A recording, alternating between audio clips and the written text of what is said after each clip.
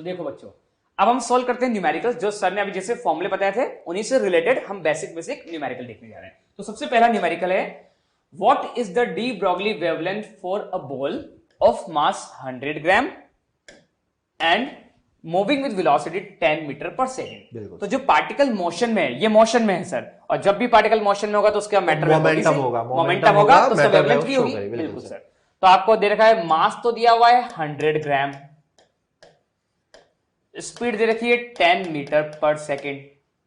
तो ये तो ऐसा यूनिट में है सर, ये नहीं दे रखा, तो इसको मैं किलोग्राम में चेंज कर लूं। तो 100 इंटू 10 की पावर -3 किलोग्राम। बिल्कुल सर। अब हम जानते हैं कोई भी पार्टिकल हो जो इसके पास मास हो, स्पीड हो, तो उसका लैम्डा होता है h/mv। हम यहाँ h की वैल्यू पुट कर देते हैं 6.63 या 6.62 इंटू 10 की पावर -34 डिवाइडेड बाय मास दे रखा है 100 इंटू 10 की power -3 kilogram multiplied 10 metre per second. ये 10 की पावर 2, 10 की पावर 1, 10 की पावर 3 हो गया सर। ये 10 की पावर 3 से 10 की पावर -3 कैंसिल आउट हो गया। तो इस क्वेश्चन का जो आंसर होगा लैम्डा पाएगा 6.62 इंटू 10 की पावर -34। लैम्डा है मीटर में। अच्छा सर, ये तो 10 की पावर -34 मीटर -34 आया सर। मतलब बहुत कम आ रहा है सर, बहुत ही नेग्लिजिबल है। बिल्कुल सर। तो इसका लैम्डा इतना कम है कि ये लैम्डा 10 की पावर -34 ऑर्डर का आ रहा है। और यदि हमको एटम की साइज या एटम न्यूक्लियस की साइज का ऑर्डर भी पता हो तो वो 10 की पावर -10, 10 की पावर -14 के ऑर्डर 15 ऑर्डर का फर्मी ऑर्डर का होता है। क्योंकि तो उससे भी से बहुत ज्यादा दुगना कम है, उससे भी लगभग बहुत कम है। इतना छोटा यदि लैम्डा हो किसी पार्टिकल का, मूविंग पार्टिकल, तो क्या सर इसके साथ जो वेव एसोसिएट होगी उसको ऑब्जर्व कर पाएंगे? देख ही नहीं सकते ना सर, ऑब्जर्व नहीं कर पाएंगे, तो नॉट ऑब्जर्वेबल। तो इसका लैम्डा आप कैलकुलेट कर सकते हो, बट इस लैम्डा को, इस वेवलेंथ को हम ऑब्जर्व नहीं कर सकते। तो ये तो कब है, जब ये 100 ग्राम का है। सर यदि मैं 1 किलो का ले लूं तो सर तो वैल्यू और बहुत कम हो जाएगी। 10 किलो का ले लेते तो इसका मतलब सर इस क्वेश्चन से कंक्लूजन में बोल सकता हूं, यहाँ पे क्या सर सही बोल रहा हूँ क्या? जो मैक्रो पार्टिकल्स होते हैं उनका लैम्डा इतना ज्यादा कम होता है कि उसको हम ऑब्जर्व नहीं कर सकते। नॉट ऑब्जर्वेबल, वो ऑब्जर्व नहीं किया जा सकता क्योंकि उनकी वेवलेंथ बहुत नेग्लिजिबल हो जाती है। 10 पावर -34 ऑर्डर यहाँ आ रहा है किसके लिए? 100 ग्राम के लिए। 100 ग्राम के लिए बस सर। ओके, नेक्स्ट क्वेश्चन में आगे बढ़ते हैं। नेक्स्ट क्वेश्चन हम लेते हैं, what is the de Broglie wavelength for an electron. किसी इलेक्ट्रॉन की बात की जा रही है, उसकी डी ब्रॉगली वेवलेंथ हमें यहाँ पे कैलकुलेट करनी है। और कब? जब उसको एक्सीलरेट करवाया गया किससे? 100 वोल्ट। 100 वोल्ट मतलब एक्सीलरेशन पोटेंशियल जो है वो आपको दे रखा है 100 वोल्ट। अच्छा, उसकी काइनेटिक एनर्जी देता तो 100 इलेक्ट्रॉन वोल्ट देता, तो पोटेंशियल कितना था? 100 वोल्ट। अब जब आपको कैलकुलेट करना है तो आप वो थोड़ी यूज करोगे h/2m/m3v। नहीं सर, इलेक्ट्रॉन सर आपने हमको डायरेक्ट सिखाया सर। आपने इलेक्ट्रॉन अगर आप ये फॉर्म देते हो h/√2m/ev, ये फॉर्म करोगे तो भाई करते रहो, एग्जाम में बहुत दिक्कत आ जाएगी, बहुत टाइम लग जाएगा, बहुत दिक्कत आ जाएगी। और हमने कहा ना कि भाई ये कब यूज करनी है? जब आप कंपेयर कर रहे हो, कंपेयर करने हो। पर हम तो जानते हैं ना इलेक्ट्रॉन की D Broglie wavelength in terms of potential 12.27/√v, ये लिखते हैं। और ये किसमें आ जाता है? एंगस्ट्रॉम में आती है। v दे रखा है आपको, क्या लिखो? 12.27/√100। √100 कितना होगा? 10 सर। तो 10 आया तो कितना हो जाएगा? 1.227 एंगस्ट्रॉम। ये हमारे पास आंसर हो गया। वो सिंपल सा कंसेप्ट है। और आप इसको करो कैलकुलेट, तो अभी तक तो करते ही रहते अभी तक तो करते ही रहते, तो ऐसा नहीं करना, बहुत ध्यान रखना है। आगे यहाँ से कंक्लूजन निकाल सकते हैं। अभी देखो ये जो वेवलेंथ आई है किस ऑर्डर के? 10 पावर, ये एंगस्ट्रॉम ऑर्डर क्या है? हाँ, 10 पावर -10। हाँ, यस सर। 1.227 10 पावर -10। और एंगस्ट्रॉम ऑर्डर बहुत मतलब ठीक है, कंपैरेबल तो उससे अच्छा है। एटम की साइज के कंपैरेबल आ गया। मतलब एटम हमारे जो न्यूक्लियस की साइज होती है, अगर मैं बोलूं 10 पावर -15, और या एटम आ गया हमारे पास 10 पावर -10 उस साइज का आ। और ये सर ये तो इलेक्ट्रॉन है, यदि प्रोटॉन लेते प्रोटॉन का तो मास और ज्यादा होता है, उसका लैम्डा तो और कम आएगा। इसका मतलब ये है सर कि क्या हम इस वाली लैम्डा को ऑब्जर्व किया जा सकता है? तो यही सबसे इंपॉर्टेंट बात सर ने बताई है, कैन बी ऑब्जर्वेबल। तो इसका ना मैटर है हर पार्टिकल के साथ एसोसिएट तो है, that is true, but observable है या नहीं है वो डिपेंड करता है डायमेंशन पर। यदि उसकी डायमेंशन बहुत ही कम है तो ऑब्जर्वेबल नहीं होगी। और डायमेंशन कंपैरेबल है एटम या न्यूक्लियस की साइज के आसपास की ऑर्डर की, तो उसको अपन कंपेयर या ऑब्जर्व कर सकते हैं बच्चों। बिल्कुल सही बात है सर। तो नेक्स्ट आगे बढ़ा जाए सर। बिल्कुल सर। तो देखो बच्चों, नेक्स्ट क्वेश्चन पे आते हैं। बहुत ही बेसिक क्वेश्चन है, what is the ratio of de Broglie wavelength for an electron to that of proton. तो इलेक्ट्रॉन और प्रोटॉन के लिए हमको डी ब्रोगली वेवलेंथ का रेशियो निकालना है सर, ठीक है। मतलब मुझे lambda e upon lambda p calculate करना है, सिंपल टर्म में बोल सकता हूं। बिल्कुल। 3 अलग अलग कंडीशन में निकालना है। तो पहली कंडीशन बच्चों आपको दे रखी है, दे हैव सेम मोमेंटम। यदि दोनों का मोमेंटम सेम होगा तो दोनों का लैम्डा का रेशियो क्या होगा? तो सर क्या मैं बोल सकता हूं दोनों का मोमेंटम यदि सेम है तो दोनों का lambda equal to h by p, बस p सेम है, h सेम है, तो भाई सेम होना चाहिए ना तो sir. Lambda equal to h upon p से जब p बिल्कुल। ही सेम है, h पहले से ही कांस्टेंट है, Constant तो है। उनका लैम्डा भी सेम होगा। होगा। उनका लैम्डा सेम होगा तो lambda e upon lambda p का रेशियो होगा 1:1। बिल्कुल सही, बहुत अच्छा सर। सेकंड पॉइंट पर आया, they have same kinetic energy. यदि उनकी काइनेटिक एनर्जी सेम है तो आप कौन सा फॉर्मूला पुट करेंगे sir kinetic energy? Kinetic energy same है तो सर फिर मास का रेशियो अच्छा, हाँ बस बिल्कुल मास का सर। रेशियो। तो बच्चे हम जानते हैं लैम्डा बराबर h अपॉन 2m e के होता है इन बिल्कुल, टर्म्स ऑफ बिल्कुल। Kinetic Kinetic energy. energy, बिल्कुल। ये सेम है, ये पहले से कांस्टेंट है, ये पहले से कांस्टेंट है, तो लैम्डा और मास एक दूसरे के इनवर्स प्रोपोर्शनल होंगे। तो lambda is inverse proportional to 1 upon root over m। ठीक है सर। तो इलेक्ट्रॉन प्रोटॉन के लिए कैसे लिखूंगा इस इक्वेशन को? Lambda e divided by lambda p equal to mass of proton divided mass of electron. और हम जानते हैं प्रोटॉन का मास इलेक्ट्रॉन के मास का ऑलमोस्ट 1840 टाइम्स होता है। अभी पहले भी बात की थी हमने लास्ट स्लाइड में इसके लिए। बिल्कुल।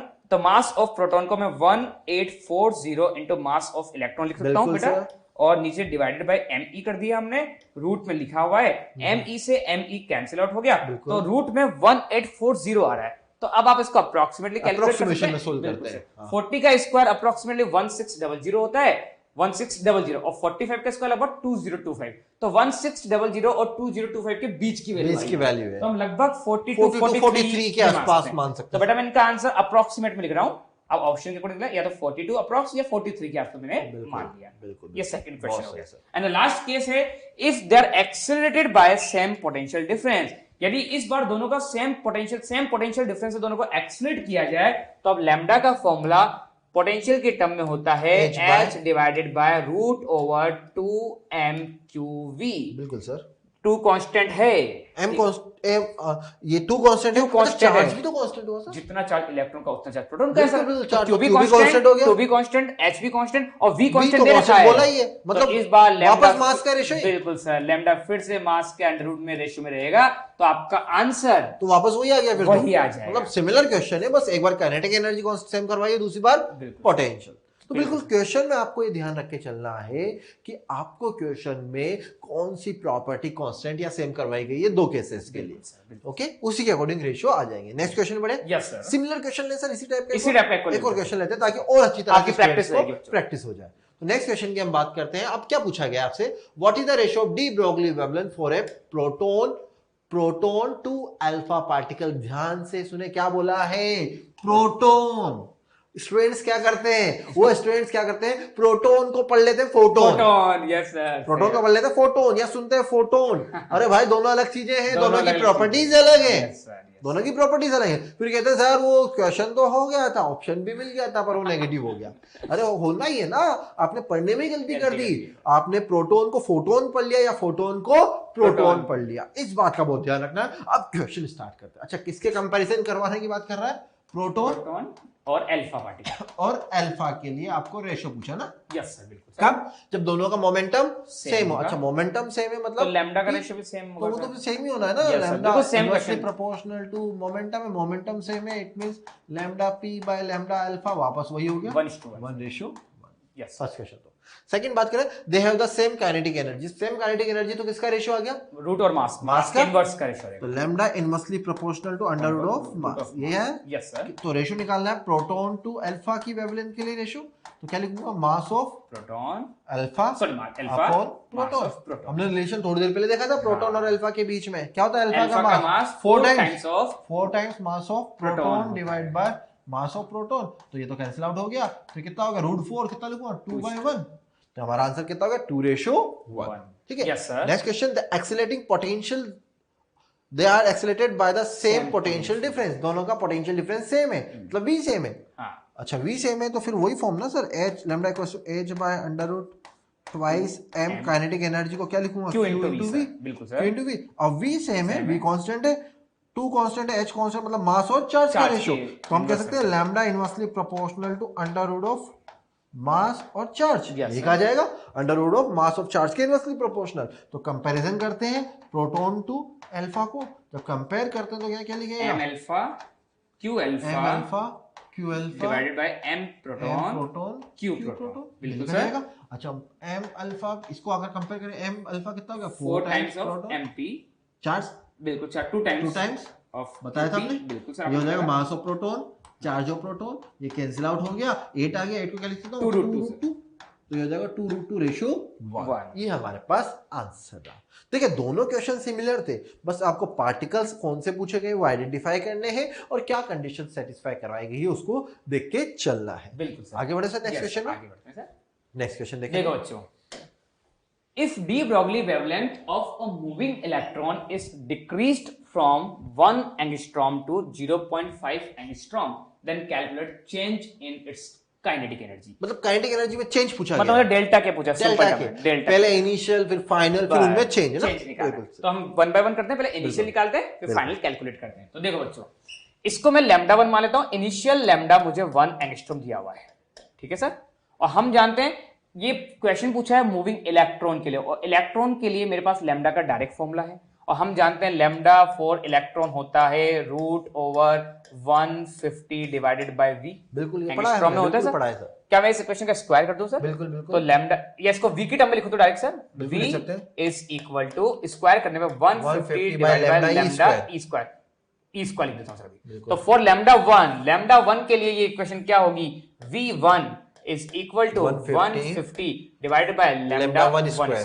और lambda 1 कितना दिया हुआ है सर, 1 एंगस्ट्रॉम। तो 1 का स्क्वायर तो 1 ही रहेगा, तो क्या मैं 150 वोल्ट लिख दूंगा डायरेक्ट। बिल्कुल बिल्कुल। तो पहले केस में v1 तो आ गया सर, पहला पोटेंशियल आ गया बच्चों। अब सेकंड केस में चलते हैं। अब लैम्डा डिक्रीज हो गया, अब लैम्डा की न्यू वैल्यू है 0.5, हाफ हो गया। तो इसके करस्पॉन्डिंगली v2 क्या होगा, तो v2 निकालता हूं। v2 is equal to 150 upon lambda का स्क्वायर 0.5 का स्क्वायर। तो 0.5 का स्क्वायर 0.25, तो 150 डिवाइडेड बाय 0.25। इसको कैंसिल आउट करते हैं बच्चों, ये 100 हो जाएगा, 25 से 600 टाइम्स कर जाएगा, तो यहां आ जाएगा 600 वोल्ट।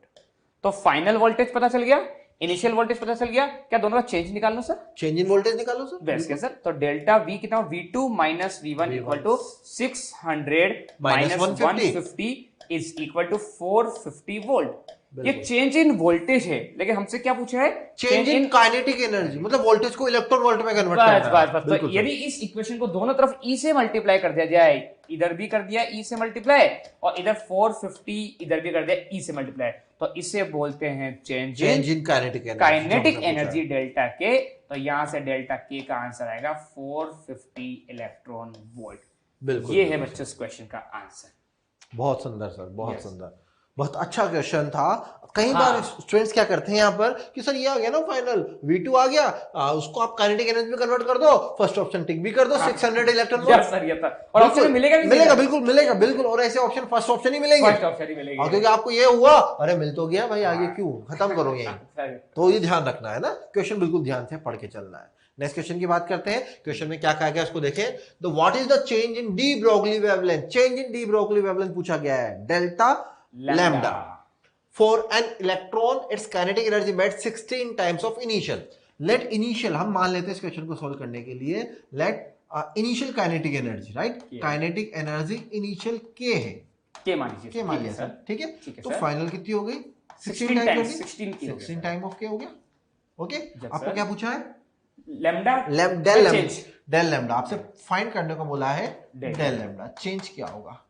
ओके, तो अगर इस क्वेश्चन को हम फाइंड करना चाहें तो हम इन टर्म्स ऑफ, इलेक्ट्रॉन है मास सेम है, तो केवल हम काइनेटिक एनर्जी की टर्म में वेवलेंथ लिख सकते हैं, lambda inversely proportional to under root of kinetic energy, ये लिखे ना। Yes sir. ओके, तो lambda 1 by lambda 2 yes sir equals to kinetic energy final by initial, यही करें। यस सर, ठीक है। फाइनल कितनी है, 16 टाइम्स ऑफ के डिवाइड बाय के कैंसिल आउट हो गया। इसको अगर हम सिंप्लीफाई करें, लैम्डा 1 बाय लैम्डा 2 कितना हो जाएगा, 4:1, राइट। ठीक है, तो अगर मैं यहां से लैम्डा 2 निकाल लूं तो कितना आ जाएगा, lambda 2 lambda 1 by 4, lambda 2 equals to lambda 1 by 4। मतलब लगभग कितना परसेंट? 0.25 लैम्डा, या लगभग कह सकते हैं 25%। ये ना? Yes sir. अगर इनिशियल 100% था तो अभी 25%, तो ये डिक्रीज हो गया, मतलब डिक्रीज हुआ, तो डेल्टा लैम्डा कितना हो गया फिर? -75%। यही होगा ना? यस सर, बिल्कुल। तो यहाँ से आप फाइनल माइनस इनिशियल कर दो। Yes sir. फाइनल माइनस, अगर फाइनल 25 है तो ये कितना हो जाएगा? 100 माइनस -75% में इसको आप ले लीजिए। यस सर, ये हमारे पास क्वेश्चन, इसका आंसर हो गया। ओके सर, नेक्स्ट क्वेश्चन पे नेक्स्ट की बढ़ते हैं। तो देखो बच्चों, next question, if the momentum of an electron is change by P, momentum of electron का मोमेंटम चेंज हो गया बाय पी से, इसका मतलब क्या? डेल्टा पी गिवन है। तो हियर हमको सबसे पहले जो डेटा दिया गया है वो दिया डेल्टा पी की वैल्यू हमको पी दे रखी है इस बार, इक्वेशन नंबर 1, ये पहली लाइन में दे रखा है। ठीक है, आगे देखते हैं। Then the de Broglie wavelength associated with it changes by 0.2%। अब बच्चों ध्यान रखना, यहाँ पे ये जो चेंजेस है वो 5% से ज्यादा या 5% से कम है? बहुत कम है सर, बहुत कम है। और जब भी 5% से कम होता है तो हम कौन सा मेथड यूज करते हैं? एरर यूज करते हैं। और जैसे हमने करंट इलेक्ट्रिसिटी में बहुत सारे क्वेश्चन किए रेजिस्टेंस निकालने वाले, तो वही जब भी आपको 5% से कम चेंज दिया गया हो क्वेश्चन में तो आप एरर मेथड की हेल्प से सॉल्व करेंगे। तो ये मुझे दिया है D Broglie wavelength associated with it changes by 0.2%, wavelength में चेंज दिया हुआ है 0.2%। तो अकॉर्डिंग टू एरर हम लिख सकते हैं delta lambda with respect to initial lambda, delta lambda upon lambda into 100, ये रिलेटिव एरर जिसे बोलते हैं, इज इक्वल टू दिया हुआ है 0.2। ये हमको 0.2% का मतलब यहाँ पे ये है, ये पूरी इक्वेशन। बिल्कुल बिल्कुल सर। तो यहां से सर मैं डेल्टा लैम्डा बाय लैम्डा निकाल लूं? बिल्कुल बिल्कुल। तो यहां से डेल्टा लैम्डा बाय लैम्डा की वैल्यू हम कैलकुलेट करते हैं, 0.2 डिवाइडेड बाय 100, पॉइंट हटाया तो 1/500, इक्वेशन नंबर 2।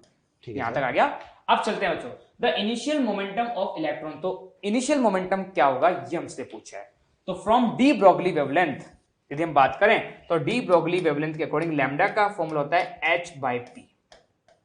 ठीक है, यदि मैं इसको एरर से लिखूं, क्या मैं इसको h इंटू पी इनवर्स में लिख सकता हूं क्या सर? बिल्कुल बिल्कुल सर। अब इसको एरर से लिखूं इस इक्वेशन को एरर के टर्म में, तो delta lambda upon lambda is equal to h constant है minus delta p divided by p।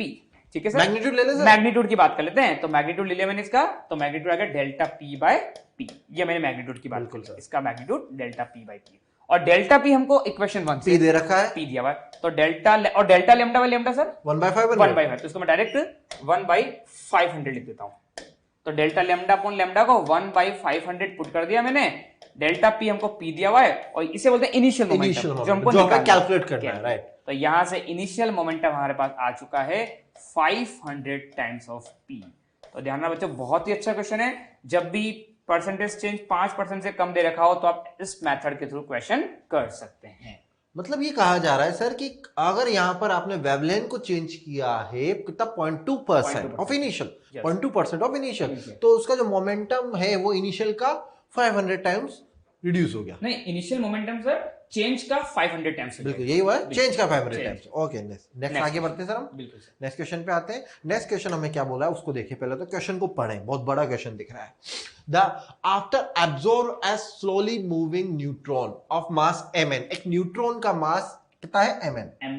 Yes sir, एक न्यूट्रॉन है, ये हमने न्यूट्रॉन बना दिया जिसका मास है mn, ठीक है, जिसका मोमेंटम 0 है। मतलब न्यूट्रॉन का मोमेंटम कितना है? 0, नेग्लिजिबल। मोमेंटम नहीं मान रहे, मतलब नेग्लिजिबल स्पीड है इसके पास, ये कहा जा रहा है। ये न्यूट्रॉन चल रहा है और कौन इसको एब्जॉर्ब कर रहा है? एक न्यूक्लियस जिसका मास कैपिटल M है। यस सर, एक कैपिटल M मास का न्यूक्लियस इसको एब्जॉर्ब कर रहा है। और किस में ब्रेक हो रहा है ये? इसको एब्जॉर्ब करने के बाद ब्रेक हो रहा है दो डिफरेंट न्यूक्लियस ऑफ मास में। कौन से मास में? M1 और 5M1। मतलब टोटल मास कितना हो गया? 6M1। ये हुआ ना? बिल्कुल सर। मतलब इन दोनों के मास को अगर मैं ऐड करूं mn और m को, कितना हो गया? ये 6m। तो ये जब से इसको एब्जॉर्ब किया तो ये ब्रेक हो गया। ब्रेक किस में हुआ? एक तो m1 मास में और एक 5m1 मास में, ऐसा कुछ हुआ है। यस सर, ठीक है।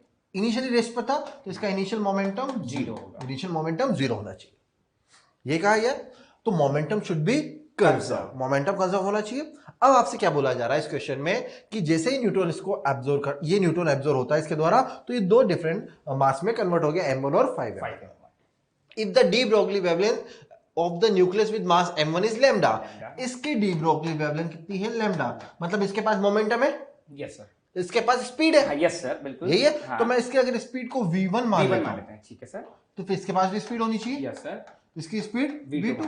अब मास अलग अलग है तो स्पीड अलग अलग होगी ना, यस सर, मास अलग अलग है तो स्पीड भी अलग अलग होगी। तो आपसे पूछा गया है if wavelength of de Broglie wavelength of m1 is lambda, तो what will be the wavelength for the other nuclei? इसकी वेवलेंथ क्या होगी? लैम्डा 2 आप बोल दीजिए, आपको ये फाइंड करना है। ठीक है, सिंपल सा कंसेप्ट है, मोमेंटम शुड बी कंजर्व। हमने फोटो इलेक्ट्रिक इफेक्ट जब पढ़ा था तब भी इसके बारे में बात की थी, मोमेंटम शुड बी कंजर्व। तो मोमेंटम कंजर्वेशन का कंसेप्ट हम लेके चलते हैं, initial momentum equals to final momentum.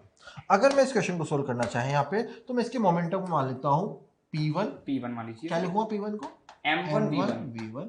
इसके मोमेंटम को P2 5M1 V2 5M1 V2 ये लिखा जाएगा sir? Yes sir. Okay, momentum should be conserve. तो initial momentum equals to final momentum. Initial equals to final, initial equals to final. Initial तो zero है, तो final भी zero होना चाहिए। मतलब m1 v1 और ये कितना है? 5m1 v2, यही ना? यस सर, यही है सर। अब मोमेंटम जीरो होना चाहिए, मतलब दोनों एक दूसरे को कैंसिल आउट करेंगे। तो कैंसिल आउट करेंगे तो मतलब दोनों की स्पीड की डायरेक्शन अपोजिट होनी चाहिए। बहुत इंपॉर्टेंट कंसेप्ट है, तभी तो मोमेंटम जीरो होगा। अगर एक ही डायरेक्शन में चलते तो एड अप हो जाते हैं, फिर जीरो कैसे होगा? तो मोमेंटम शुड बी जीरो, तो इसका क्या होगा? माइनस, ये है ना चाहिए। जब ये जीरो होगा तो हम क्या लिखेंगे? m1 v1 equals to 5m1 v2, ये है। It means P1 equals to P2, दोनों का मोमेंटम इक्वल है। जब दोनों का मोमेंटम इक्वल है तो डी ब्रोगली वेवलेंथ क्या लिखते हैं हम? h by p। Yes sir. तो फिर लैम्डा 1 कितना था फर्स्ट के लिए? लैम्डा, तो लैम्डा 1 by लैम्डा 2 कितना हो जाएगा? 1:1, दोनों का मोमेंटम सेम है, तो इट मींस दोनों की वेवलेंथ भी सेम होगी। अगर ये लैम्डा है तो ये भी कितनी होगी? लैम्डा, तो लैम्डा 2 कितना हो जाएगा? लैम्डा के बराबर। इट मींस दोनों की डी ब्रोगली वेवलेंथ इक्वल होगी क्योंकि दोनों का मोमेंटम भी सेम है। बहुत सिंपल सा कंसेप्ट, बहुत ही अच्छा क्वेश्चन बताया सर आपने। बच्चों ध्यान रखना, कभी भी ऐसा आ जाए ब्रेकिंग वाला कॉन्सेप्ट, जैसे बॉम्ब ब्लास्ट हुआ, कभी भी कॉलिजन हुआ, पार्टिकल ब्रेक्स हो रहे हो, तो हमेशा आपको क्या कॉन्सेप्ट लगाना? मोमेंटम कंजर्व कराना है। इस कॉन्सेप्ट से आप सारे क्वेश्चन जैसे कर सकते हैं। ठीक है सर, आगे बढ़े। बिल्कुल सर, नेक्स्ट क्वेश्चन। तो देखिए बच्चों, नेक्स्ट क्वेश्चन क्या दिया हुआ है? A stationary atom of mass m emits a photon of frequency f, calculate the recoil speed and kinetic energy gained by atom in the process। तो देखिए सर क्या बोल रखा है। सबसे पहले दे रखा है आपको एक m मास का एक एटम है, ठीक है, इसमें से एक फोटोन एमिट हो रहा है जिसकी फ्रीक्वेंसी f है। मतलब इस एटम से फोटोन निकल रहा है। तो यहां से फोटोन, ये निकल गया सर फोटोन, और इस फोटोन, इसको मैं फोटोन लिख देता हूं पहले, फोटोन जिसकी फ्रीक्वेंसी यहां पे क्वेश्चन में f है। बिल्कुल सर, ठीक है sir. Calculate the recoil speed. Sir recoil speed का क्या मतलब है, अब ये देख लेते हैं। तो आप बताएंगे सर रिकॉइल स्पीड? बिल्कुल, रिकॉइल स्पीड का मतलब क्या होता है? आपने 11th क्लास में जब पढ़ा होगा कि आप किसी गन से बुलेट फायर कर रहे हो। बिल्कुल सर। तो बुलेट जो जा रही है, तो बुलेट के जैसे निकलते वैसे गन पीछे हटती है, जर्क लगता है, गन पीछे हटती है। वो क्यों? क्योंकि बुलेट जब जा रही है तो अपने साथ कुछ ना कुछ मोमेंटम लेके जा रहा है। जब बुलेट मोमेंटम ले जा रही है तो उतना ही बैक मोमेंटम किसको मिलेगा? गन को। जब गन को बैक मोमेंटम मिलेगा तो उसके कारण वो इसको कुछ ना कुछ स्पीड मिली होगी, उस स्पीड को बोलते हैं रिकॉइल स्पीड। बहुत ही अच्छी तरह से उस स्पीड को बोलता है रिकॉइल स्पीड। और उस रिकॉइल स्पीड के कारण जो उसकी काइनेटिक एनर्जी मिली है उसको क्या बोलेंगे?